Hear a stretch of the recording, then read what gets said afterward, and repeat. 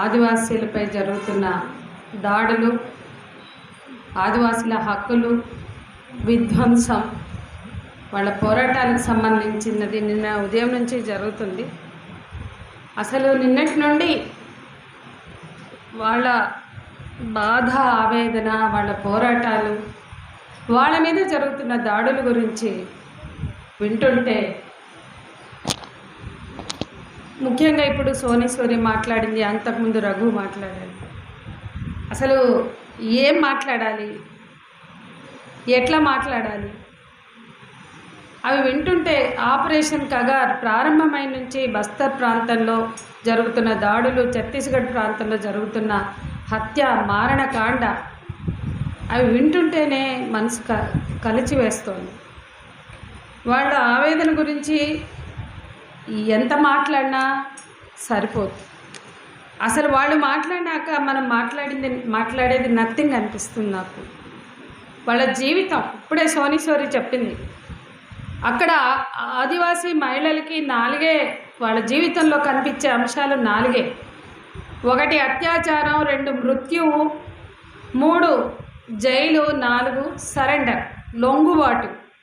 అంటే ఇంకా వాళ్ళకి జీవితం లేదు.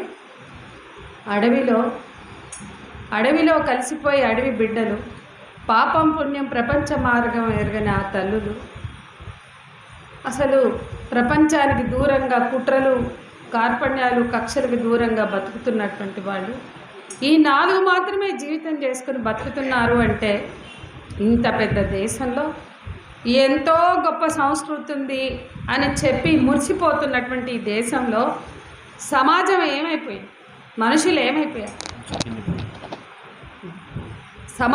మనుషులు ఏమైపోయారు? అసలు ఆపరేషన్ కగార్ అనగానే అంతిమ యుద్ధమా, ఆఖరి యుద్ధమా? ఎవరి మీద చేస్తున్నారు ఆఖరి యుద్ధం అంట? ఎవడరా పెట్టింది పేరు ఆఖరి యుద్ధం? ఆదివాసీల మీద చేసేది ఆఖరి యుద్ధమా? సిగ్గు చేయటం మీ తరం కాదు.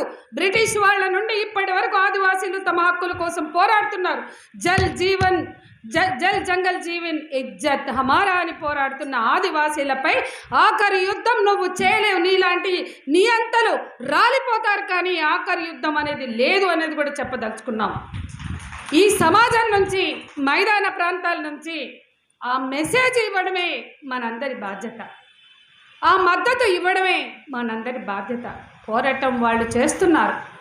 రత్నమాలక్క ఎప్పుడో ఒక మాట చెప్పేది, ఈ సమాజానికి ఎన్నో సమస్యల మీద పోరాడుతున్న అన్ని వర్గాలకి దశ దిశ నిర్దేశకులు ఆదివాసీలే అనే మాట అక్క తరచుగా చెప్పేవాళ్ళు. నాకు ఎప్పుడు గుర్తొస్తూ ఉంటుంది. నిజమే, నిన్నటి నుంచి మన వక్తలు కూడా చెప్పారు, నిన్న గోపీనాథ్ గారు కూడా చెప్పారు. ఆదివాసీలే ఈ దేశంలో పోరాటాలకి ప్రతీకగా నిలిచారు. ఆదివాసీలే ఆత్మగౌరవానికి లొంగుబాటు లేకుండా ఉద్యమాలతోటి చివరి వరకు కూడా రాజీ పడకుండా పోరాడుతున్నటువంటి వాళ్ళు బ్రిటిష్ కాలం నుంచి ఇప్పటి వరకు మనం చూస్తున్నాం. దేశంలోనే కాదు ప్రపంచంలోనే చూస్తున్నాం.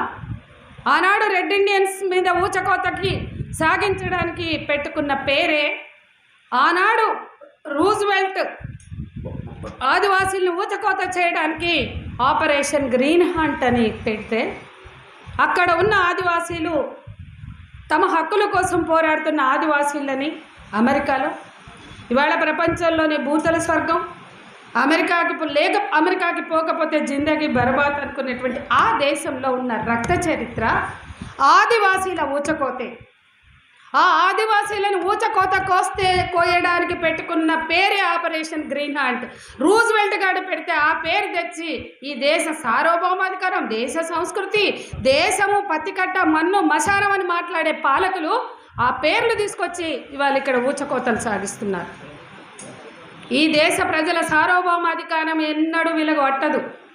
దేశ సార్వభౌమాధికారం, సంస్కృతి, అస్తిత్వం అని మాట్లాడతారు. మాట్లాడే అర్హత లేదు. ఎప్పుడు కూడా సామ్రాజ్యవాదులకి గులాంగిరి చేస్తూ, సామ్రాజ్యవాదులకి జీ హుజూర్ జో హుకుం అని మాట్లాడేటువంటి నేతల వీళ్ళ. దేశం గురించి మాట్లాడేది దేశ సంస్కృతి. దేశం అంటే ఆవులు, దేశం అంటే మతము, దేశం అంటే రాముడు కాదు, దేశం అంటే మనుషులు. ఈ దేశంలో మూలవాసులు ఆదివాసీలు ఉన్నారు. వాళ్ళ మీద ఇవాళ రాజ్యాంగాన్ని ధిక్కరిస్తున్నారు కాబట్టి, రాజ్యాంగాన్ని ఉల్లంఘిస్తున్నారు కాబట్టి కేసులు, ఊపాలు, చట్టాలు అని మాట్లాడుతున్నారు. అసలు రాజ్యాంగాన్ని ఎందుకు గౌరవించాలి? ఆదివాసీల మీద జరుగుతున్న హింస చూస్తే ఏ రాజ్యాంగం అక్కడ వాళ్ళని కాపాడుతుంది? ఏ రాజ్యాంగ హక్కులు వాళ్ళకి సంక్రమిస్తున్నాయి? 70 ఏళ్ల పరిపాలనలో ఇప్పటికీ చదువు లేదు, విద్య, వైద్యం ఏమీ లేవు, బతుకు తెరువు లేదు. వాళ్ళ బతికేది వాళ్ళు బతుకుతున్నారు. కుంటల్లో నీళ్లు తాగితే పిట్టల్లా రాలిపోతున్నారు. ఎపిడమిక్స్ వస్తే పిట్టల్లా మొత్తం మన్యమంతా మంచం ఎక్కుతుంది, జ్వరాలతో, విష జ్వరాలతో చచ్చిపోతారు. వాళ్ళకి వైద్యం అందదు, వాళ్ళకి చదువు ఉండదు. ఇప్పుడే సోని చెప్పారు, మాకు అవన్నీ ఉన్నాయని కూడా చెప్పరు. ఆ ప్రోత్సాహకాలు కూడా మాకు అందించారు, ప్రచారం కూడా చేయరు. వాళ్ళని మనుషులుగా చూడరు. రాజ్యాంగం రాజ్యాంగబద్ధంగా సంక్రమించే హక్కులు వాళ్ళకు వర్తించవు. వాళ్ళ వనరు వాళ్ళకు దక్కవు. ఈ దేశంలో పోరాడి సాధించుకున్న హక్కులు వాళ్ళకి చెందవు.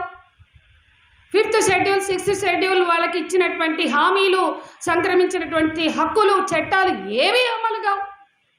వాళ్ళ మీద దురాక్రమణ, దోపిడీ. ఏం జరుగుతుంది ఈరోజు? ఆపరేషన్ గ్రీన్ హంట్ అన్నారు. ఎవడైనా పచ్చదనాన్ని వేటాడతాడా?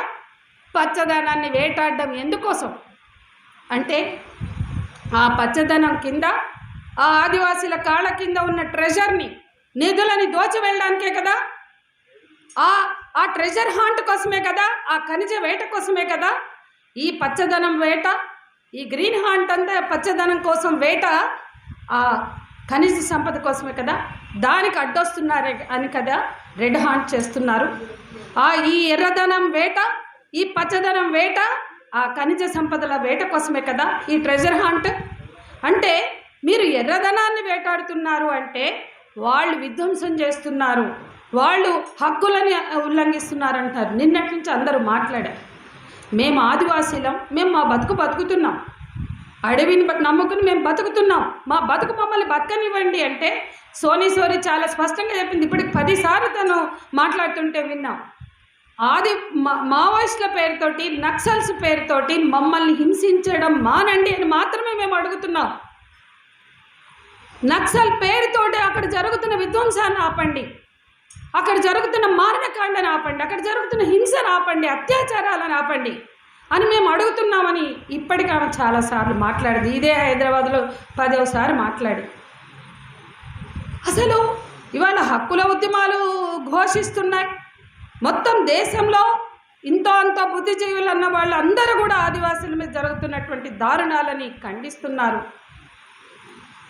దానికి సమాధానం, ఈ పాలకులు ఇచ్చిన సమాధానం, స్టాన్ స్వామి ఒక ప్రీస్ట్, ఒక మతపరమైనటువంటి మనిషి, మహానుభావుడు చంపారు. ఇవాళ స్టాన్ స్వామి మరణం భారతదేశంలోనే కాదు ప్రపంచమంతా చర్చనీయాంశమైన సిగ్గులేని పాలకులు జవాబు చెప్పడం చేతగాని పాలకులు ఆపరేషన్ కాగార్ తోటి మారణకాండని కొనసాగిస్తున్నారు.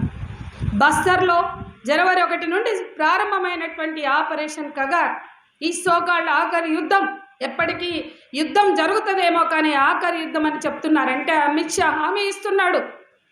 సామ్రాజ్యవాదకులకి పాలకులుగా హామీలు ఇస్తున్నారు. ఈ దేశంలో ఆఖరి యుద్ధం చేస్తున్నాం, ఆఖరి యుద్ధం జరుగుతుంది, ప్రజల మీద యుద్ధం, ఆదివాసుల మీద యుద్ధం, ఆఖరి యుద్ధం చేస్తున్నాం, ఇక దున్నుకోండి, అడవిని అప్పగిస్తాం, ఖనిజాన్ని దోచుకోండి. మణిపూర్లో మారణకాండ చేశారు. మణిపూర్ తల్లులని నగ్నంగా నిలబెట్టి సిగ్గు లేకుండా మొత్తం భారతదేశం కాదు ప్రపంచమంతా తలదించుకునేలాగా చేశారు. అది కూడా ఖనిజ సంపదల కోసమే కదా, అది కూడా ట్రెజర్ హంట్ కోసమే కదా. ఈశాన్య రాష్ట్రాల్లో చేసింది అదే. మొత్తం మధ్య భారతం అంతా చేస్తున్నారు. జార్ఖండ్, మహారాష్ట్ర, గడ్చిరోలి, 1, 2 మొత్తం మధ్య భారతం, తెలంగాణ, ఆంధ్రప్రదేశ్, మొత్తం ఒరిస్సా ఇదే జరుగుతోంది. ముఖ్యంగా జనవరి 1 నుంచి ప్రారంభమైనటువంటిది ఇంకా అంటే ఇప్పటి వరకు ఎప్పటి నుండో కొనసాగుతున్నాయి. భారతీబాయి నుంచి ఆదిలాబాదులో గోండు తల్లి భారతీబాయి నుంచి నిన్నటి బస్తర్లో తల్లుల అవమానాలు, పాలు పిండి చూడడాలు, అత్యాచారాలు, నగ్నంగా డ్రోన్లతోటి, కెమెరాలతోటి చిత్రాలు తీసి అవే తీసుకొచ్చి చూపించడం. ఏం జరుగుతుందండి? నేను అడుగుతున్నా. ఈ పారామిలిటరీ దళాలని, భారత సైన్యాలని ఇవాళ ఆదివాసీ ప్రాంతాలలో పురుషాంగాలు పెట్టుకుని తిరుగుతున్నారా? బందూకులతో పాటు పురుషాంగాలు పట్టుకొని మీరు మీద పడుతున్నారా అడవి తల్లుల మీద అని మేము అడుగుతున్నాం. మీకున్న పురుషాంగాలైనా చెప్పండి. ఇండియన్ మిలిటరీ, ఇండియన్ ఆర్మీ చెప్పండి, పారామిలిటరీ దళాలు చెప్పండి. పురుషాంగాలతో మాత్రమే యుద్ధం చేస్తున్నారా? ఎందుకు ఈ తల్లుల మీద అత్యాచారాలు చేస్తున్నారు? వినడానికి బాధగా ఉంది, చెప్పడానికి గొంతు రావట్లేదు, నాకు ఆవేదనగా ఉంది. ఈ దేశంలో 70 ఏళ్ల స్వతంత్రం, సోకాళ్ళు స్వతంత్రం వచ్చిందని చెప్పుకోవాలా? రాజ్యాంగం ఉందని గుర్తించాలా? ఎస్, తప్పట్లేదు. ఆ రాజ్యాంగం ఎవరికి అమలు కాకపోయినా ఆ రాజ్యాంగం కోసం కూడా పోరాడుతుంది మళ్ళా మనమే. అది కూడా లేకపోతే ఈ మాత్రం గొంతు కూడా ఉండదు. ఇవాళ ఈ మీటింగ్ కూడా జరుపుకోలేము. వచ్చినాయి కదా కొత్త చట్టాలు జూలై 1 నుంచి. ఈ చట్టాల ప్రకారం ఈ మీటింగులు కూడా జరుపుకునే అవకాశం ఉండదు వీళ్ళు కొనసాగితే. ఏదో మొన్నటి ఎన్నికల్లో కొంచెం చావు తప్పి కన్నులెట్టిపోయి బయటపడ్డారు కాబట్టి ఆగారు. ఆ నల్ల చట్టాలని చీకటిలో అందరినీ బయటకు నెట్టి ఆమోదించుకున్న ఆ చట్టాల మాటున, ఆ చట్టాల పేరుతో అన్ని హక్కులు కూడా హరించడానికి సిద్ధమైన పాలకులు వీళ్ళు. ఎన్ని మాట్లాడాలి? ఇది ఆదివాసీ అంశం కాబట్టి నేను దానికే పరిమితం అవుతున్నా. ఆదివాసీల మీద జరుగుతున్న ఈ దారుణం ఎన్ని గంటలు మాట్లాడినా ఓడవని కథ, తరగని దుఃఖం అది. కానీ ఆ డ్రోన్లతో వాళ్ళ ఇళ్ల మీద దాడులు చేయడాలు, వాళ్ళు పొలాల్లో పడుకుంటే నిన్నటి నుంచి ఒకటి వింటున్నాం. ఇండ్ల కాడుంటే మీద పడుతున్నారు, వచ్చి క్యాంపులు పెడుతున్నారు. పొద్దున లేస్తే 4 నుంచే మొదలు పెడుతున్నారు వీళ్ళని వెంటాడడం, వేధించడం, హింసించడం. అందుకని భయపడి అడవిలో తలదాచుకోవడానికి వెళ్తే అక్కడ నక్సలైట్లు అని చెప్పి చంపి డ్రస్సులు వేస్తున్నారు. ఇట్లా పనులకు వెళ్ళిన అమ్మాయిల మీద అంతే చేశారు. పని చేస్తే తప్ప, రెక్కాడితే తప్ప డొక్కాడని ఆ బతుకులు పని చేస్తే తప్ప పిల్లలకి ఇంత బువ్వ పెట్టుకోలేని ఆ తల్లులు పనికి పోక తప్పదు.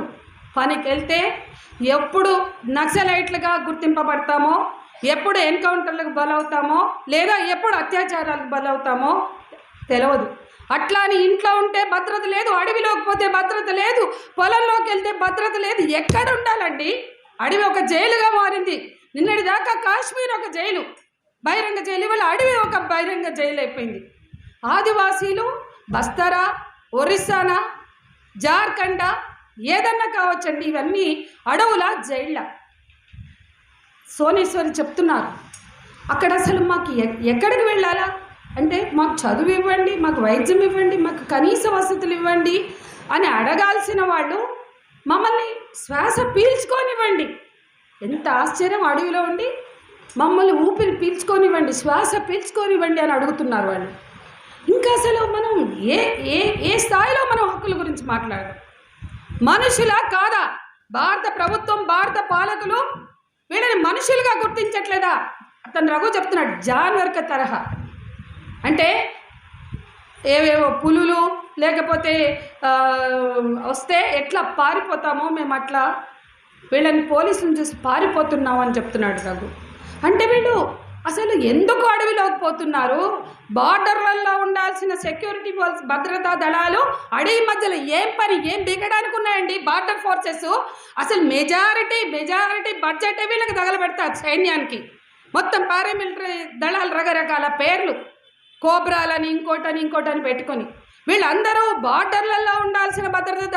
పాకిస్తాన్తో యుద్ధమే పనికిమాల యుద్ధం అనుకుంటే ఆ యుద్ధాల పేరుతో మేజర్ బడ్జెట్, సింహభాగం బడ్జెట్ని కేటాయించి పని పాట లేకుండా వాళ్ళని మేపి వాళ్ళకి తుపాకులు ఇచ్చి ఇంకా మీ పురుషాంగాలకు పని చెప్పండి అని చెప్పి ఇవాళ వాళ్ళ మీదకి ఉసిగొల్పుతున్నటువంటి పాలకులు వీళ్ళు భద్రత కోసం పనిచేస్తున్నారా? ప్రజల కోసం పనిచేస్తున్నారా? వీళ్ళని నమ్మి ఓట్లేస్తున్నా, మతం పేరుతో నమ్ముతున్నటువంటి ఈ ప్రజలను మనం అర్థం చేపిద్దాం, వాళ్ళకి చైతన్యాన్ని కల్పిద్దాం.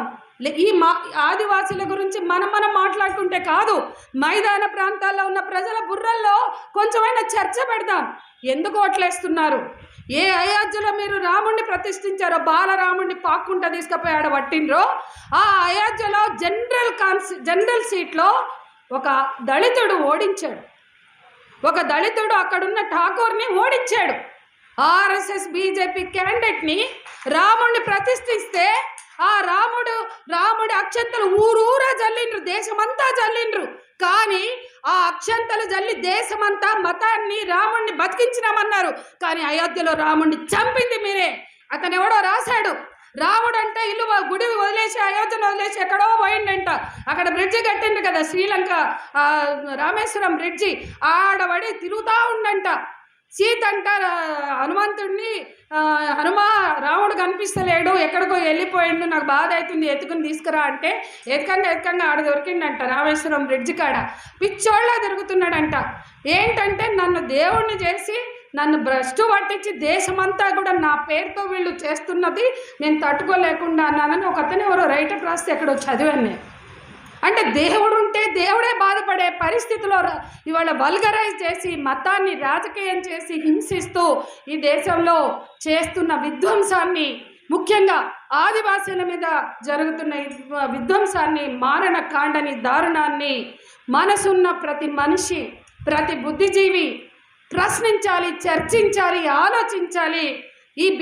ఈ రాజకీయాలకు ప్రధానమైనటువంటి బీజేపీ విషయంలో ఈ ఒత్తిడి లేకపోతే కొంత చైతన్యంతో, కొంత మొన్న ఏదో తగ్గినా మొన్ననే ఓడిపోవాల్సినంత చైతన్యం మనం ప్రదర్శించుకోలేకపోయినందుకు బాధ అనిపిస్తుంది. ఇవాళ వీళ్ళని తిరిగి పాలనలోకి తీసుకురావడం వల్ల ఈ దేశంలో ప్రధానంగా నష్టపోతుంది ఇద్దరే. నేను ముగిస్తా. ఆదివాసీలతో పాటు మరో వర్గం ముస్లిమ్స్. 1400 రోజులైంది ఉమర్ ఖాలిద్ జైలుకెళ్ళి, 1500 రోజులైంది గుల్ఫిషా ఫాతిమా జైలుకెళ్ళి. ఏం చేశారండి వాళ్ళు? పాపం చేసిన నేరం ఏంటండి? ఎన్ఆర్సీసీఏ టైంలో వాళ్ళు యాక్టివిస్టులుగా ఉన్నారు. ఢిల్లీ రైట్స్లో 2020లో జరిగిన ఢిల్లీ రైట్స్లో ఆ జఫ్రాబాద్లో కేసు పెట్టారు. చాలామందిని అమ్మాయిల్ని చేశారు. వాళ్ళందరికీ వచ్చింది. మనం చూస్తే దేవాంగన కానీ, నటాషా కానీ, సఫ్రోజ్ కానీ, అట్లాగే ఇష్రత్ జహాన్, వీళ్ళందరినీ కూడా పెట్టారు. ఈ అమ్మాయిలంతా చదువుకునే అమ్మాయిలు. వాళ్ళు ఎవరిని ఏమీ చేసిన వాళ్ళు కాదు, నష్టం కలిగించింది కాదు. ఈ యంగ్ గర్ల్స్, ముస్లిం గర్ల్స్ అందరినీ జైళ్ళల్లో ఉంచారు. వాళ్ళందరికీ ఒక్కొక్కళ్ళకి 6 నెలలకి లేదా సంవత్సరానికి, సంవత్సరంన్నరకి అట్లా వచ్చినాయి. కానీ 3 ఏళ్ళు వెళ్ళి 4వ సంవత్సరం వచ్చిన గుల్ఫిషా ఫాతిమాకి బెయిల్ లేదు. 5 కేసులు పెట్టారు. ఊపా కూడా వీళ్ళందరి మీద ఉంది. ఉమర్ ఖాలిద్ మీద కానీ, గుల్ఫిషా ఫాతిమా కానీ, ఇంకా తస్లిమా అహ్మద్ కానీ. వీళ్ళు ఏం చేసినారండి? వాళ్ళు చదువుకుంటున్నారు. వాళ్ళ జీవితంలో చూసినా ఎక్కడా కూడా క్రైమ్ లేదు. ఏ పాపం ఎరగని వాళ్ళు ఇక్కడ కనుక బాంబ్ బ్లాస్ట్ జరిగితే చదువుకుంటున్న పిల్లల్ని జైళ్ళల్లో పెడితే అప్పుడు మేమందరం ఫైట్ చేసాం. జునైద్ లాంటి యునానీ వైద్యుడిని బయటకు తెచ్చేంత వరకు, అతనికి ప్రభుత్వం నష్టపరిహారం కట్టించేంత వరకు కూడా ఇక్కడ మనం పోరాడాం. ఈ తెలంగాణలో ఆ చైతన్యాన్ని మనం చూపించాం. కానీ ఇంత జరుగుతున్నా కూడా సామాజికంగా అక్కడ ప్రజలు, నిజానికి ఇక్కడ బాంబ్ బ్లాస్ట్ల తర్వాత అమాయకులైన ముస్లింలను జైళ్లలో పెడితే చాలామంది పౌర సమాజం నుంచి పనిచేసాం. మేమందరం నిరంతరం కోర్టులకు వెళ్ళాం, లాయర్లతో పనిచేసాం. వాళ్ళందరూ కూడా 44 మంది విడుదలయ్యే వరకు ఫైట్ చేసాం. జునైద్ని మళ్ళీ చదువు సీట్ ఇచ్చి నష్టపరిహారం కట్టించేంత వరకు కూడా మనం ఫైట్ చేసాం. కానీ బాధాకరం, ఈ ముస్లిం యూత్, అమ్మాయిలు, అబ్బాయిలు ఇవాళ ఉమర్ ఖాలిద్ కానీ లేదా గుల్ఫిషా ఫాతిమా వాళ్ళ కుటుంబాలు ప్రతి హీరింగ్కి వెళ్తున్నారు. ప్రతి హీరింగ్కి లాయర్లు ఫైట్ చేస్తున్నారు. మనం సాయిబాబా నుంచి ఇవాళ గుల్ఫిషా వరకు కూడా డెమోక్రటిక్ లాయర్స్ ఫైట్ చేస్తే వాళ్ళని జైళ్ళల్లో వేస్తున్నాం. సురేంద్ర గాగ్లింగ్ లాంటి వాళ్ళని వేస్తున్నారు.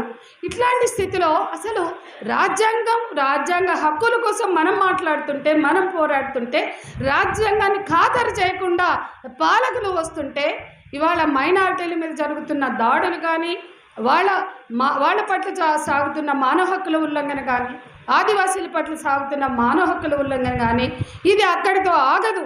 ఇవాళ కార్మికులకి, కార్మిక సంఘాలకి, మహిళా సంఘాలకి అందరికీ కూడా ఎక్స్టెండ్ అవుతుంది, అయ్యింది. ఇవాళ ఈ హైదరాబాద్లో చైతన్య మహిళా సంఘం లాంటి కార్యకర్తల నుంచి మొదలు పెడితే ఎంతోమంది ప్రజా సంఘాల కార్యకర్తల మీద ఊపా ఉంది. అందులో మేము కూడా ఉన్నామనుకోండి. అట్లా ఊపా అనేది ఇప్పటికే అందరి మీద వచ్చింది. ఇప్పుడు ఒక పక్కన ఊపా, మరో పక్కన నల్ల చట్టాలు, మరో పక్కన ఈ డ్రెకోనియన్ లాసు, ఇవన్నీ కాకుండా అన్నిటినీ మించి ఈ మాత్రం కూడా మాట్లాడగలిగే స్వేచ్ఛ లేకుండా ఆదివాసీల మీద జరుగుతున్న విధ్వంసం, ఆ విధ్వంసాన్ని అడ్డుకోవడానికి బుద్ధిజీవులుగా మనం అందరం కూడా భాగస్వామ్యం అవుదాం. నిజంగా ఆ ఆదివాసీల పోరాటాలే మనకు ఆదర్శం, మనకు స్ఫూర్తి. ఆదివాసీల పోరాటాలని స్ఫూర్తిగా తీసుకుని మైదాన ప్రాంతాల్లో ఆ పోరాటాలకి ఆసరాగా లేదా ఆ పోరాటాల్లో భాగంగా మనం కూడా పోరాటాలని నిర్మిద్దామని చెప్తూ నాకు ఈ అవకాశం ఇచ్చిన మీకు కృతజ్ఞతలు. సంధ్యక్కకు ధన్యవాదాలు. ఈరోజు